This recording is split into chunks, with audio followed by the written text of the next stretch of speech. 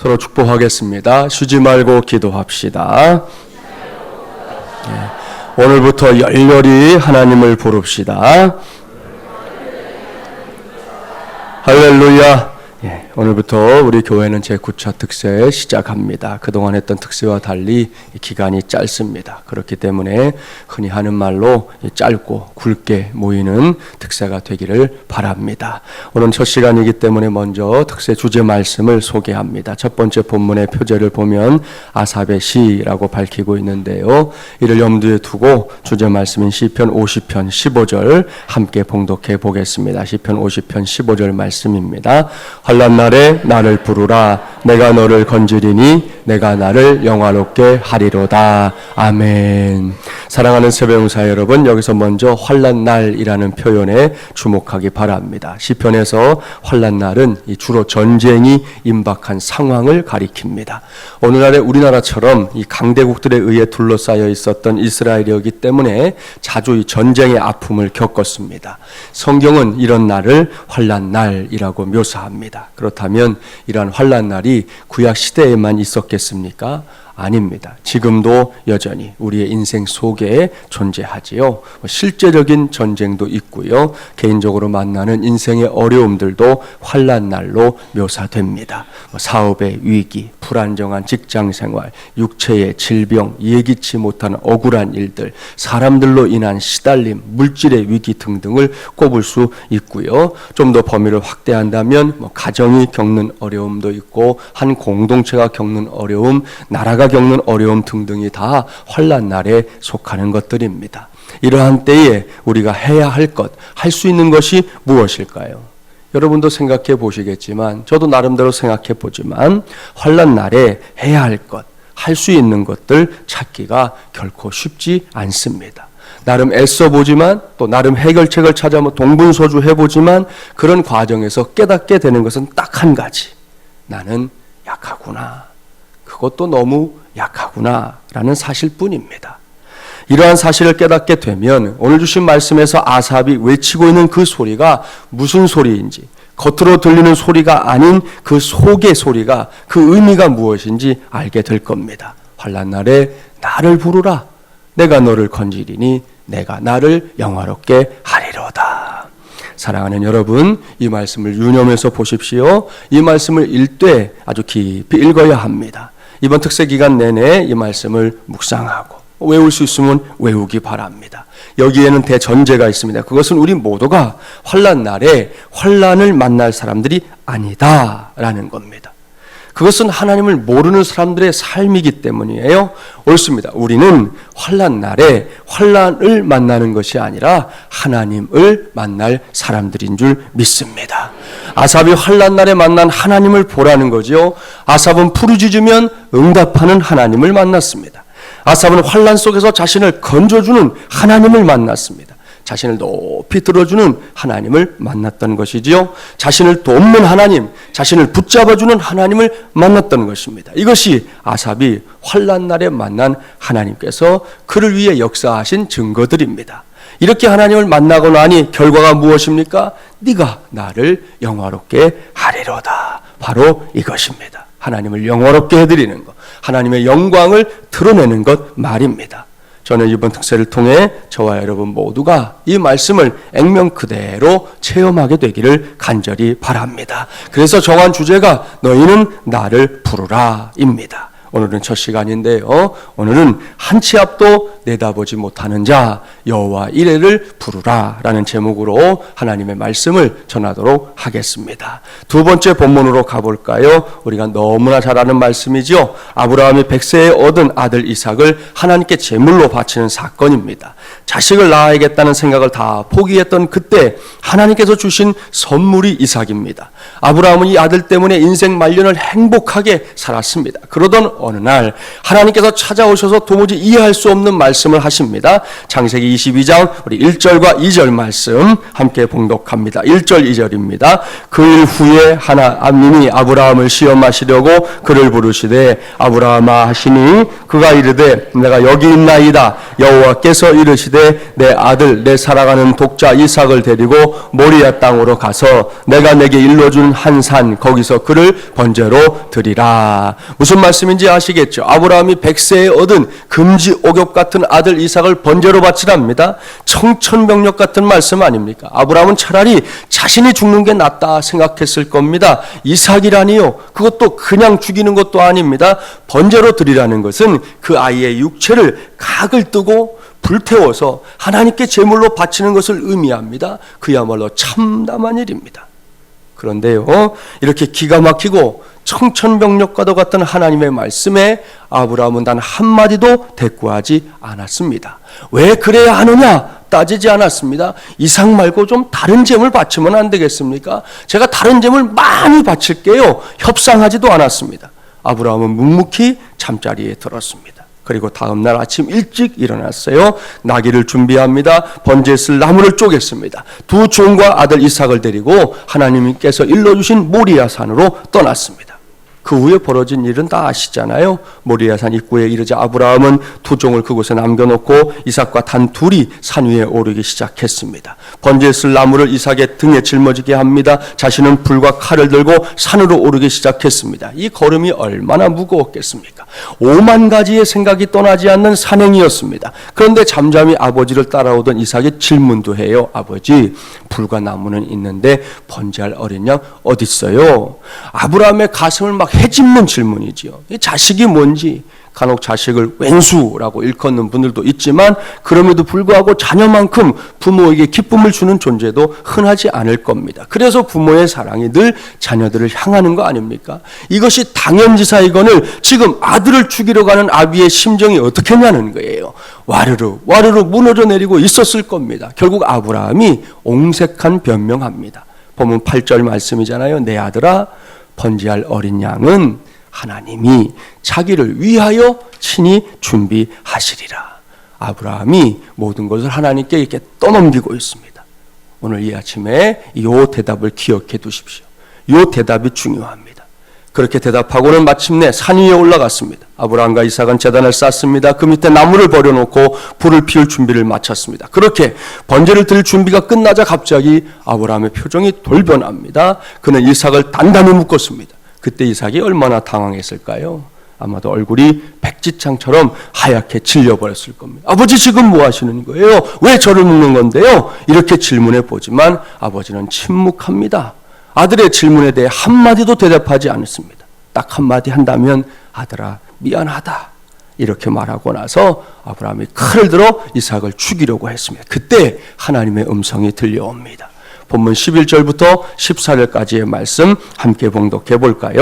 여호와의 사자가 하늘에서부터 그를 불러 이르시되 아브라함아 아브라함아 하시는지라. 아브라함이 이르되 내가 여기 있나이다 하매 사자가 이르시되 그 아이에게 내 손을 대지 말라. 그에게 아무 일도 하지 말라. 내가 내 아들 내 독자까지도 내게 아끼지 아니하였으니 내가 이제야 내가 하나님을 경외하는 줄을 아노라. 아브라함이 눈을 들어 살펴본즉 한 순양이 뒤에 있는데 뿔이 수풀에 걸려 있는지라. 아브라함이 가서 그 순양을 가져다가 아들을 대신하여 번제로 드렸더라. 아브라함이 그 땅 이름을 여호와 이레라 하였으므로 오늘날까지 사람들이 이르기를 여호와의 산에서 준비되리라 하더라. 아멘. 할렐루야. 칼로 이삭을 죽이기 위해 움직이는 아브라함을 지켜보던 하나님께서 다급하셨습니다. 그래서 아브라함아 아브라함아 두 번이나 부르십니다. 그리고는 결코 독자 이삭을 죽이지 말라 말씀합니다. 대신에 하나님께서 예비하신 순양을 가져다가 이삭을 대신해서 번제로 드리라 말씀하고 있습니다. 여러분, 하늘까지 닿았던 아브라함의 근심이 한순간에 해결되는 시간이었습니다. 여기서 아브라함이 이삭을 죽이려고 했던 그 땅의 별명이 지어졌지요. 여호와 이레. 뜻도 아시죠? 여호와께서 준비하신다. 할렐루야. 사랑하는 새벽용사 여러분, 여호와 이레. 저는 이 말씀 앞에 설 때마다 늘 생각하게 되는 것이 있습니다. 그것은 오늘의 말씀 제목처럼 나라는 존재가 한 치 앞도 내다보지 못하는 존재구나 하는 사실입니다. 이것이 인간의 한계 중에 한계입니다. 여러분, 사실 우리가 요 일에 있어서요, 저도 그렇고 아마 여러분도 그럴 거예요. 많이 바라지도 않아요. 정말이지 한 치만 내다볼 수 있으면 얼마나 좋겠습니까? 많은 거 바라지도 않아요. 뭐 내일 바라지도 않아요. 그저 1시간 뒤에, 뭐 2시간 뒤에, 그 정도 뒤의 일만 좀 볼 수만 있으면, 알 수만 있으면 얼마나 좋겠습니까? 그런데 이것은 어디까지나 바람일 뿐 현실은 아닙니다. 그러다 보니요, 종종 별의별 일이 다 일어나요. 바로 얼마 전에 제가 본 이야기인데, 대기업에 다니는, 우리나라에서 일어난 일이에요. 대기업에 다니는 남편과 아들까지 낳고 알콩달콩 잘 살던 한 여인이 어느 날부터인가 이상한 행동을 하기 시작하는 거예요. 어린 아들을 놔두고 집을 비우기도 하고, 또 함부로 남편이 이제 뭐 출장 가면 외박을 합니다. 그러더니 나중에는 옥상에서 뛰어내리겠다고 협박까지 하면서 갑자기 남편에게 이혼해달라는 거예요. 그리고 위자료 3억을 주겠다는 각서를 쓰라. 그래서 그걸 왜 쓰냐 하니까 뛰어내린다. 남편이 겁이 먹어서 할 수 없이 써줬어요. 남편은 그렇게 해서 이혼 서류에 도장을 찍어줬습니다. 이렇게 이혼한 이 여인이 아파트 처분하고 산속에 들어가 살았고요. 심지어는 유흥업소에 나가서 이제 종업원으로 일하기까지 했습니다. 얼마 후에 이 어이없는 사건의 배우가 드러났는데, 그 배우는 다름 아닌 옆집에 사는 이 무속인 때문이었습니다. 이 무속인은 동네에 이사 온 다음에 동네에서 제일 순진한 사람이 누군지를 물색했다는 거예요. 그렇게 물색한 여인이 바로 이 여인이었는데, 이 여인에게 접근해서 남편이 곧 죽을 팔자다, 이 일을 해결하려면 이혼해야 된다, 그렇게 이제 꼬드긴 거예요. 그렇게 해서 멀쩡했던 가정을 이혼시키고 위자료로 받은 돈도 무속인이 챙겼습니다. 유흥업소 왜 나갔냐 하니까 그것도 남편 살리려면 해야 된다. 그래가지고 이 여인이 그 말을 믿고 또 유흥업소에 가서 다른 사람을 접대하는 일을 하면서 일까지 했던 것이었습니다. 기가 막히지 않습니까? 나중에 전모가 드러났는데도 경찰서에서 이 무속인이 적반하장으로 하는 말, 지가 도와줘서 남편이 아직 살아있는 거라는 거예요. 이번 일로 부정이 탔기 때문에 내년엔 너는 죽을 거라는 거예요. 끝까지 악담을 하고 유치장에 갇히는 그런 일이 있었습니다. 여러분, 이것이 인간입니다. 한 치 앞도 내다보지 못하는 존재 말입니다. 그래서 이렇게 말도 안 되는 일이 종종 벌어지는 거예요. 그 말 한마디에 홀랑 넘어가가지고, 그 사건도 보니까 이렇게 된, 길에서 처음 우연히 만난 날 이 여인이 그 얘기를 한 거예요. 당신 보니까 남편이 죽을 상이라는 거예요. 그러니까 뭔가 해결을 해야 된다. 그러니까 얼마나 기분이 나빠요. 그러니까 막 버럭버럭 소리를 질렀는데 마지막 헤어지면서 한마디를 딱 남긴 거예요. 남편에게 차 조심하라고 해요. 그랬는데 그날따라 남편이 발을 다쳐갖고 들어왔네. 하필이면 어떻게 된 거냐 하니까 차가 지나가는데 피하다가 다쳤다. 여기에 딱 꽂혀갖고 그 다음부터는 그 여인이 시키는 족족 다 하는 거예요. 그러다가 마침내 그냥 가정이 다 망가지는 그런 상황까지 갔던 것입니다. 여러분, 이것이 사람의 실존이기 때문에 우리는 반드시 내 안에서가 아니라 밖에서 오는 도움이 필요로 하는 존재라는 것을 잊지 말아야 합니다. 그것도 확실한 도움이 필요합니다. 동시에 여기서 우리 모두가 가져야 할 분명한 확신이 있습니다. 그것은 하나님께서 확실하게 나의 편이라는 사실에 대한 확신을 가져야 하는 것입니다. 그렇습니다. 제가 담임 목사로서 오늘도 새벽을 깨운 저와 여러분 모두에게 확실하게 선포합니다. 제9차 특세에 참여한 새벽 용사들이여 잘 들으십시오. 하나님은 당신 편입니다. 그럴지도 모른다가 아닙니다. 한때 그랬었다가 아닙니다. 여태 그랬다도 아닙니다. 앞으로 그럴 것이다도 아닙니다. 하나님은 지금 당신 편입니다. 오늘 이 시간, 이 순간 당신이 새벽을 깨우고 기도하겠다고 이 자리에 나와 앉아있는 이 순간, 그분은 당신 편입니다. 그분은 지금 이 순간보다 당신에게 더 가까울 수 없습니다. 그분의 신실함은 당신이 잘한다고 커지는 것도 아니고 당신이 못한다고 줄어드는 것도 아닙니다. 그분은 그냥 당신 편입니다. 여러분, 그분께 달력이 있다면 당신의 생일에 빨간 동그라미가 쳐져 있을걸요. 그분이 차를 운전한다면 범퍼에 당신의 이름이 붙어 있을 겁니다. 천국에 나무가 있다면 나무 껍질에 당신의 이름을 새기셨을 겁니다. 그리고 그거 아십니까, 여러분? 하나님도 문신이 있어요. 예? 문신. 가끔 길거리에 문신하고 다니는 사람도 좀 많더라고요. 여러분, 하나님도 문신을 합니다. 그 문신의 글귀가 뭔지 아십니까? 바로 당신입니다. 제가 농담하는 것 같죠? 아니요. 이사야 49장 16절 이렇게 기록합니다. 내가 너를 손바닥에 새겼다. 할렐루야. 하나님의 문신은 바로 당신이라는 거지요. 여러분, 이런 분이 저와 여러분의 하나님입니다. 나의 편이요 우리의 편인 하나님께서 지금 나와 우리를 돕기 위해 이 땅을 준비하고 있는 겁니다. 그러니 이제 우리에게 남은 것은 무엇일까요? 그것은 아브라함이 했던 것처럼, 아브라함이 정말 자기는 어찌할 수 없어서 떠넘겼잖아요. 하나님이 준비하실 것이다. 자기를 위하여 준비하실 것이다. 떠넘겼지만 그 떠넘김이 결국은 하나님의 뜻을 이루는 위대한 통로가 되었다는 것, 우리 모두는 기억해야 할 줄 믿습니다. 항상 염두에 두셔야 될 게 뭐예요? 여러분, 부모와 자녀를 보면 알 수 있어요. 우리 아이들 어제 보니까 이제 한 돌 지난 녀석들이 쪼로록 저 뒤에서 밥을 먹더라고요. 그것들 이렇게 생각해 보세요. 얘네들은 아직 어리니까 보는 게 제한돼 있지만 부모는 어떻습니까? 보는 게 훨씬 폭이 넓고 더 많은 걸 보거든요. 그 차이가 하나님과 우리의 차이와 비슷한 거죠. 무더운 여름날 중앙아프리카에서 있었던 일입니다. 빌립이라는 아이가 커다란 나무 그늘 아래서 이렇게 노는데 갑자기 그의 아버지가 나타나서는 소리를 지르는 거예요. 빌립아, 빌립아! 이제부터 아빠가 시키는 대로 배를 땅바닥에 대고 바짝 엎드려라. 어서! 빌립은 영문도 모른 채 그냥 땅에 턱 엎드렸어요. 이유를 알 수는 없지만 아버지의 다급한 말이 자기의 마음을 움직이지 않았겠어요. 그래서 땅에 엎드렸어요. 그랬더니 아버지가 다시 말합니다. 이제 아빠가 있는 이곳으로 빨리 배로 기어와라. 어서 기어와.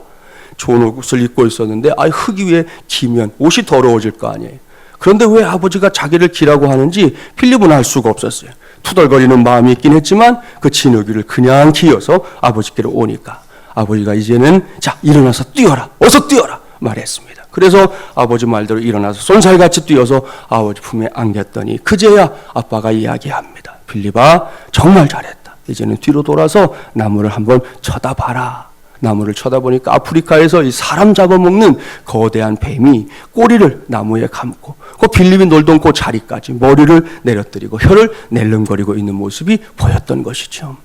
빌립은 그것을 몰랐던 겁니다. 그러나 아버지는 그것을 보았고 아버지가 보았기에 아들을 보호하기 위해서 그렇게 다급하게 외쳐댔던 것이었어요.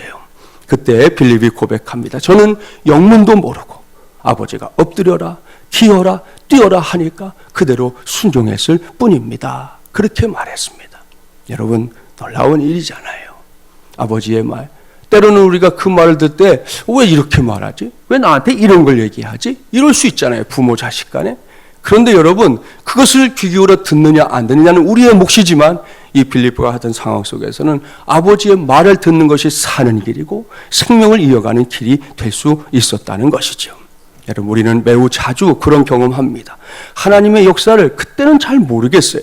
이해가 잘 안 돼요. 고개를 갸우뚱거리게 돼요. 때로는 막 불만도 털어놓게 돼요. 하나님이 왜 나를 이렇게, 왜 나를 이 지경에 몰아가실까라고 생각하지만 지금까지 우리 신앙생활에서 많이 경험했어요. 시간이 좀 흐르고 나면 알게 될 때가 분명히 있습니다. 그래서 우리가 어떤 일을 경험할 때 자꾸 투덜거리는 건 그걸 잘 모르기 때문이잖아요. 그때 제일 많이 하는 말이 뭐예요? 왜?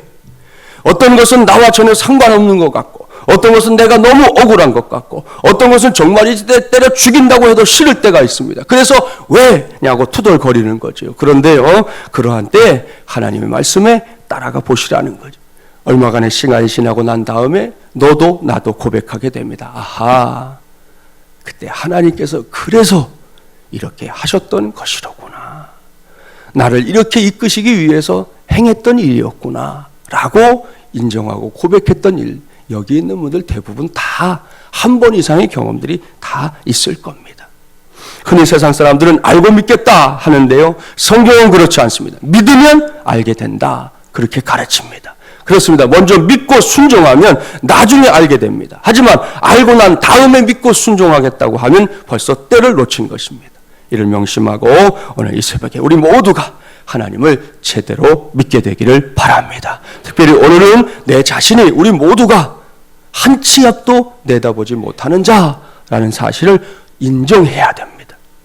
그 부분에서 착각할 때 문제가 생기니까 인정해야 합니다. 그리고 빌립의 아버지처럼 내가 모르는 그것을, 아브라함처럼 내가 알 수 없는 그것을 여호와 이레 하나님은 알고 계신다라는 것을 확실히 믿고 오늘 이 새벽 여호와 일의 하나님을 부르기 바랍니다. 그것도 크게 부르기 바랍니다. 그리할 때 하나님께서 우리 모두에게 약속해 주십니다. 너희는 여호와 이레를 부르라.